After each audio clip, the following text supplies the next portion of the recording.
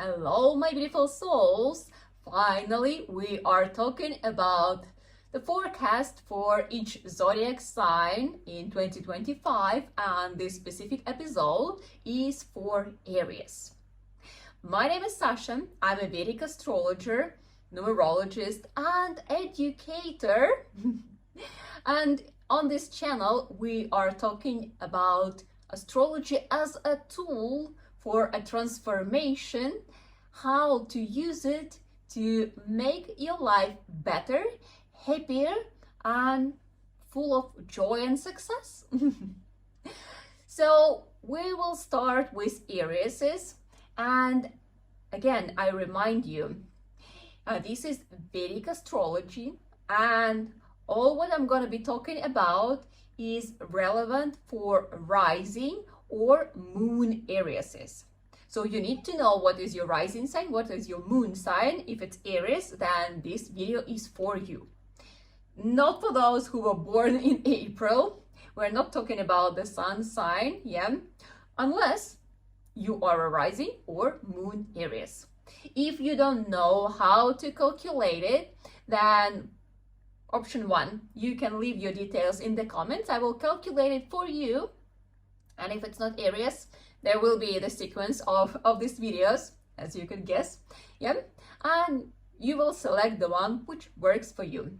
Or you could just watch the video on my channel, how to calculate your own chart. It's a step-by-step, very simple instruction, and then you will know. Okay? One more thing I need to talk about is that, first of all, we still live through our personal periods. Everyone lives through their own personal periods, and they differ. That's why for some people, some years are incredible, while for others, they are full of challenges. And our personal periods, our personal karma, it obviously influences our life the most. But transits, that's what we are going to be talking about in this video, in this episode. Transits, they still bring, like shades or like flavors to what we have. And they do influence events, they influence our, like inner state, how we feel, how we react. So they do bring some differences to our lives. But again, it's like a lot depends on what's going on in your personal chart. So this is not the full image. This is like shades to what you already have in your personal chart. Anyway, it is still worth watching, and you will see how it will be unfolding additionally to what you have. So we're going to be talking about 4 major transits, and those would be Jupiter, Saturn, Rahu, and Ketu. Those 4 planets which are, they're karmic. They bring a lot of transformations to our lives, and when they move, they bring shifts to different areas of our lives. So they kind of like activate different spheres of our lives.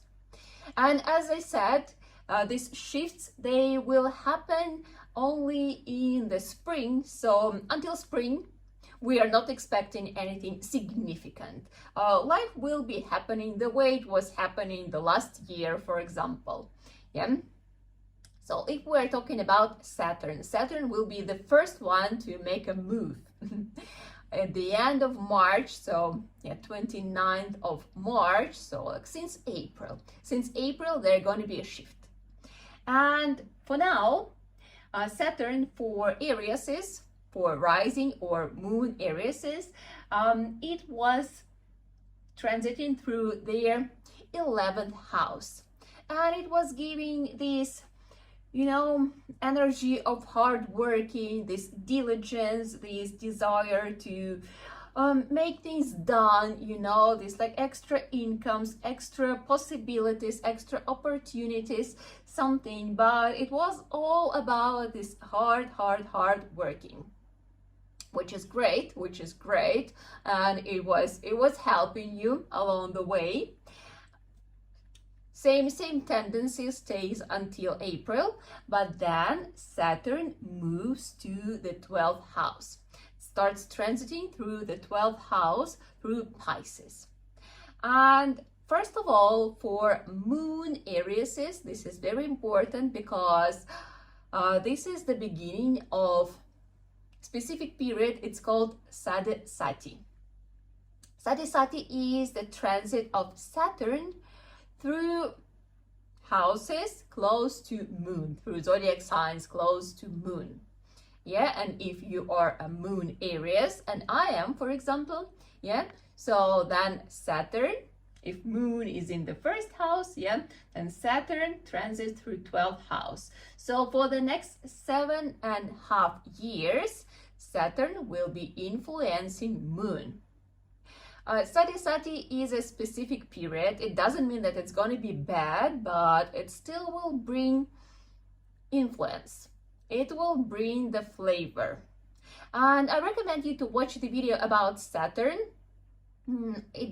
It's not specifically describing Sadhisati, but it gives a little bit of understanding how Saturn influences us and what we are supposed to learn when this energy comes into our lives. Again, as I said, I'm also the person who is entering to this Sadhisati period. I'm Moon Aries, and yeah, this is something what we all will be handling for the next 7.5 years. This is life, and it's not a prediction that everything's going to be bad. You know, sometimes people, they're very impressive, easy to be impressed, and they're like, oh my God, no. No panic, no drama. Yeah, when we understand how the energy works, how to get in touch with it, how to befriend it, and yeah, it helps us move wisely and decently and diligently through such periods. So there is nothing to be afraid of, but it still will require a little bit of extra effort. But this is for Moon Aries. It doesn't touch the rising Aries. Those guys, you are safe for now. Okay, so what this Saturn in the 12th house brings to both Rising and Moon Aries. Yeah, Saturn in 12th house, it first of all brings this desire to dig a little bit deeper into why I am here. Dig a little bit deeper into questions of spirituality. What is it? What's going on? What's the meaning of my life? You know, why I'm here? What am I supposed to do? And you know, such questions, they never arise by themselves. They usually arise because of some events happening. And usually such events, they are unexplainable from material point of view. When you really have to start digging into spiritual knowledges, into spiritual practices, to bring back this peace of mind and peace within you. Because Saturn in 12th house, when it's transiting through 12th house, it brings this dissatisfaction. You know, when you feel that I kind of have it, but it doesn't make me happy, and something needs to be done with it. So like, yeah, this dissatisfaction, it starts itching from within, like really pushing you towards like looking for these answers. And as I mentioned, answers, they lay in the spiritual field. So this dissatisfaction, it can be changed, transformed only through spiritual practices. If you've been practicing yoga, meditation, pranayamas, breathing exercises, then amazing. It means that for you, you already have your answers, you already have your techniques to use to go through this period smoothly. If all what I told you just now sounds like foreign language, then this will be a great time for you to dig into these things. Yes, yoga, meditation, pranayamas, breathing exercises. And as well, it's about studying, how our world works. And I would say among those things, astrology and numerology and these kind of things, they would be very useful because they will explain things which you cannot find answers for, as I said, in material world. Something beyond, something what requires some depth and very different perspective. And one of the challenges, it will be definitely related to ego. 12th house is the house of spirituality. Saturn is the planet that teaches us humility, teaches us to be selfless. And when these two energies come together, it happens, it turns into lessons we need to learn. So usually Saturn brings some situations, some challenges when our ego has to be crushed. I'm trying to use some nice words because for everyone it will be different again. Yeah, depends on what's going on in your life. But if you have your ego problems, yes, if you have this pride, if you are attached to some of your achievements, if you are attached to your status, if you're attached to, the way how the world perceives you, yeah, if you are this like self-centered person and for you your position, your place in society is very important, as I said, like your achievements, and you're very proud of those, it could happen that Saturn could take something from you. And it would be the moment when you will have to rethink who you are. Because if you were mainly associating yourself with these outer achievements, it could happen that the lessons will bring this idea that like, okay, let's remove your achievements and let's see, who are you then? And this is the moment of transformation. This is a very deep moment to actually start looking within, because only there are answers. But as I said, yeah, sometimes knowledges and practices, they are very helpful in such moments because it's not always easy to understand what's going on.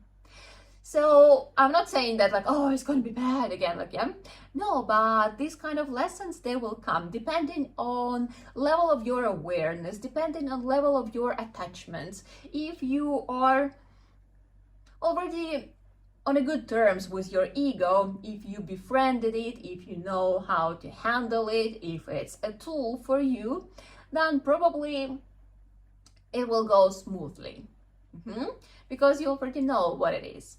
But if this topic is new, then probably this is something what you will have to learn. But again, don't look at it as something bad or something painful, because this is a transformation. And I really love this example when people bring this idea of, for example, becoming a butterfly. To get out of cocoon, butterfly has to really push it, put a lot of effort. It's hard, it's like it's getting out, it's like it requires a lot of energy, a lot of effort. It's not an easy process, but then it gets out, it takes time, so it starts unfolding the wings, and finally it can fly. I actually once really observed the process. It took a couple of hours when butterfly got out of cocoon and then unfolded. But in human lives it takes a little bit longer. So even if it feels that it is hard to get out of this cocoon of ego that was covering you for years, It doesn't mean that after a while you wouldn't turn into a beautiful butterfly. So look at it as the process, as growth, as your personal, as your spiritual growth. And as I said, knowledges will always help you along the journey. So there's nothing to be afraid of, but it's going to be deep and it's going to be interesting. Also, the 12th house is the house of spends, and I suggest you to be wise with your finances. Don't spend them here and there like without thinking, because it could happen that when Saturn will move, some unexpected spends may happen. And it's better if you are prepared, if you have something, stored in your, how you call this, like piggy bank, yeah, somewhere under the pillow, somewhere.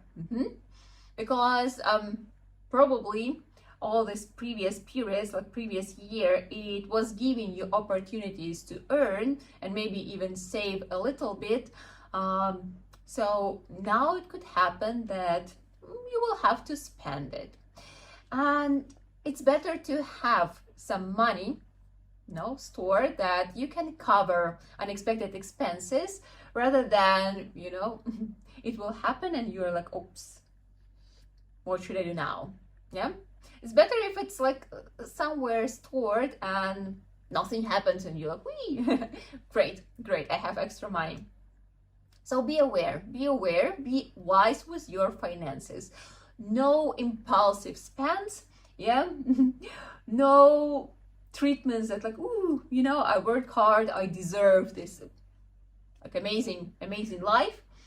Be wise, because you may need those money during the second part of the year. Again, we're talking that Saturn changes the sign from April, from the end of March, but okay, let's say from April.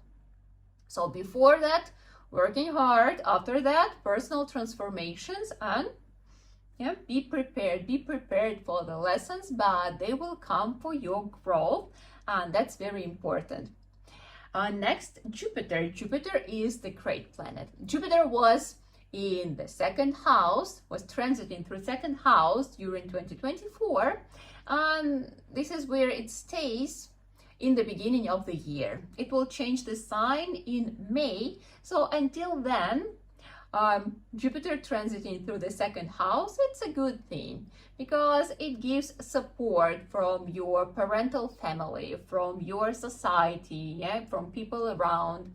That's great. You were receiving this support. It was helping you to go through some tough times.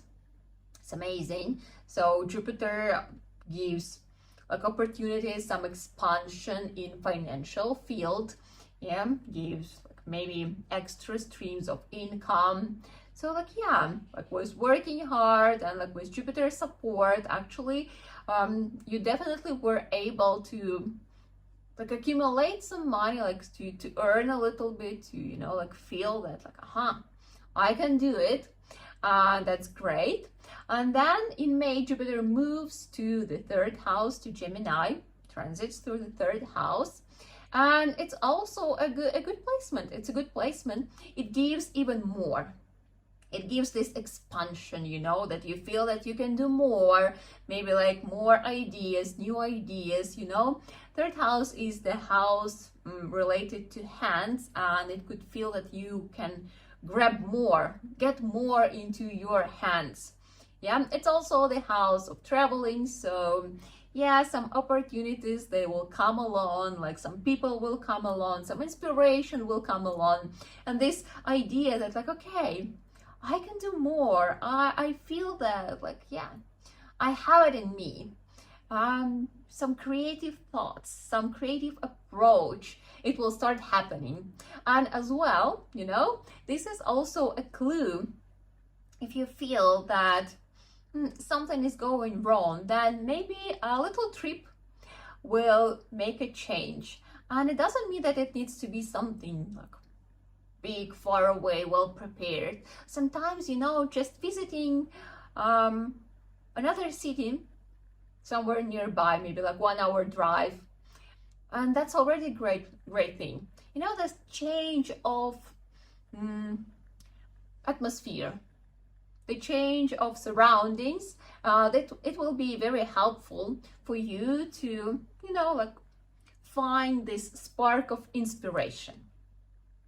Or what could happen, this, you know, like the boost of ideas and boost of this inspiration and this desire to do more and more and more could definitely bring certain level of exhaustion, especially after a while. You know, like in the beginning it feels like very exciting, but after a while you start feeling that like, maybe I overestimated my abilities, my opportunities. Maybe it's a little bit too much, but at the same time you cannot give up. So you need to find this balance. But I need to mention as well that in October, November, around that time, Jupiter will move for a short period of time, for about 2 months. It will move to Cancer, to the 4th house. And this is when you actually will feel just like a little exhale, like, okay, I can have a little rest. So it's a nice placement. It gives this, you know, satisfaction with your life, with what you got. So it will be Saturn pulling this dissatisfaction, but Jupiter will kind of like balance the situation. And this is also quite a good transit for any kind of purchases, if we're talking about property or vehicles. So because like all this work, all this income, it needs to be spent somewhere. So like, yeah, if you were thinking that maybe it's time, I would say, yeah, October, November will give you opportunities to actually make a good investment. Depends on your personal karma, on your personal periods, but still, if it was in your plans, that would be a great time. And then Jupiter gets back to the 3rd house, and like same thing, hustle, hustle, hustle, doing, working. And then we need to cover Rahu and Ketu. Those are our mystical karmic planets. And until May, till the end of May, they will stay in the same signs as previously. They will be, Rahu is still transiting through the 12th house Pisces, and Ketu through the 6th house Virgo. So what's going on? Rahu in 12th house, it brings, you know, this desire to hide a little bit, this like solitude vibe, when you kind of know that you need to do things, but it's like sometimes it comes with, you know, like extra effort. And we were talking that like, okay, there were opportunities, working hard, and every time, you know, all this, probably you were doing with a very strong like push from within. It's like, okay, I have to.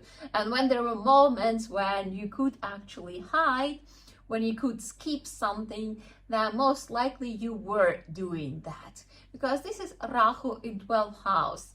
It kind of brings a little bit of this stagnation in a way, yeah, because it's about looking deeper within, working with yourself, with like who you are and stuff, and like, yeah, like hiding from the world. But at the end of May, it changes the placement and it goes to the 11th house. And this is actually quite a cool position for Rahu.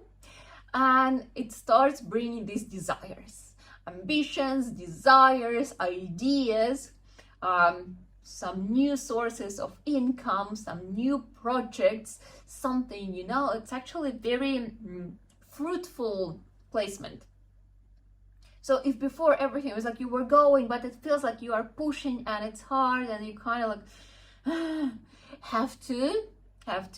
So then we can say like from May, from May, June, there's going to be this shift when you will be like, ooh, you will feel this energy, you know, this boost of energy. It starts like activating. You'll be like, ooh, okay, let's do it. This excitement, this inspiration, and it could work well for birthing someone or something. So it could bring expansion to the families, or it could bring expansion in your projects. So it could literally bring you kids if you were, for example, planning, or maybe sometimes not planning. So it could bring these vibes, but at the same time, if there is nothing to do with kids in your life, then it could bring you new projects, new opportunities, new ideas, as I said, and it's a great moment. I sincerely suggest you to dive into those and like really explore something new, some new ideas that come to your mind.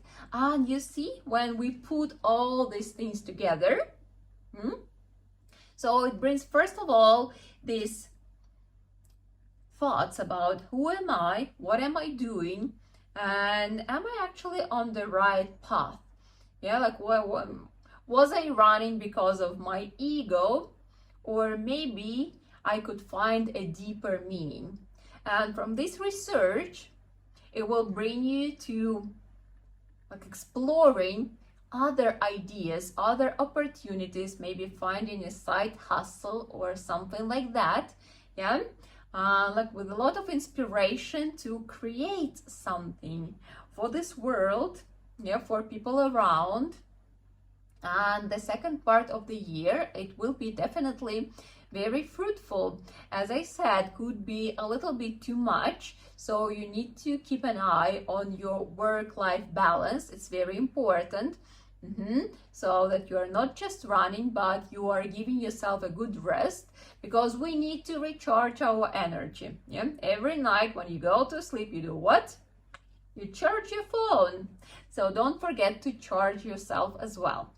And then Ketu, which was transiting through the 6th house and will be still until the end of May, it was giving, and it is giving, this inner strength to overcome obstacles, to deal with, I don't know, maybe there were deaths or some health issues or some enemies, competitors, for example. So Ketu was giving this inner strength that like despite all these circumstances, I still can do it. That like maybe it's hard, but like you keep going. So and it stays there until the end of May. So let's say like first half of the year for you is kind of this like extra effort when you like keep pushing despite anything. So probably it's not like the easiest time, but you still have it in you. Maybe it doesn't bring you that much of excitement, but you have support and you have this strength, so you have it in you. And when Ketu will move and will start transiting through the 5th house, and this is already shifting focus on, again, like who am I? Who am I? It brings these questions of wisdom. How do I see myself? What do I do for this world? It's like, am I serving this world properly? Because 5th house is the house of karma. It's the house of dharma, the way we serve this world. And these questions, they will start arising. Like, am I doing the right thing?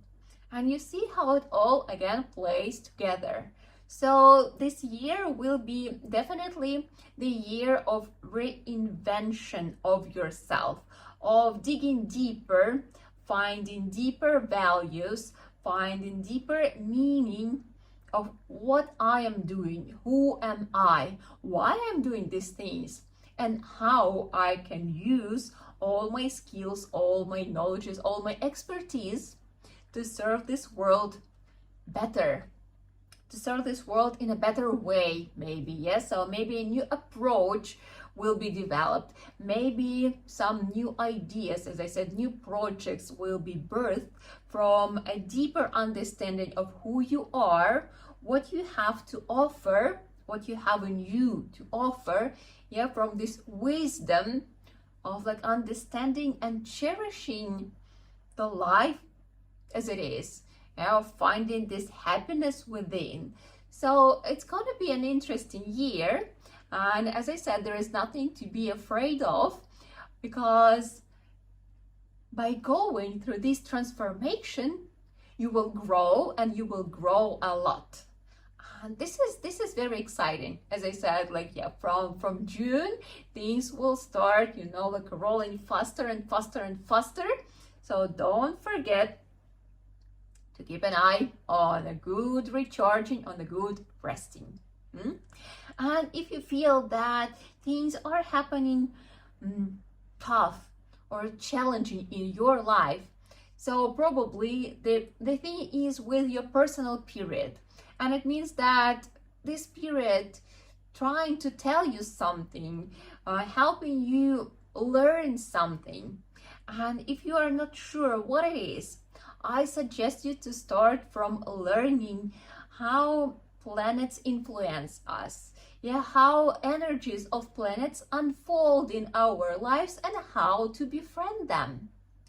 And in February, I will run course for beginners, for people who don't know much about astrology.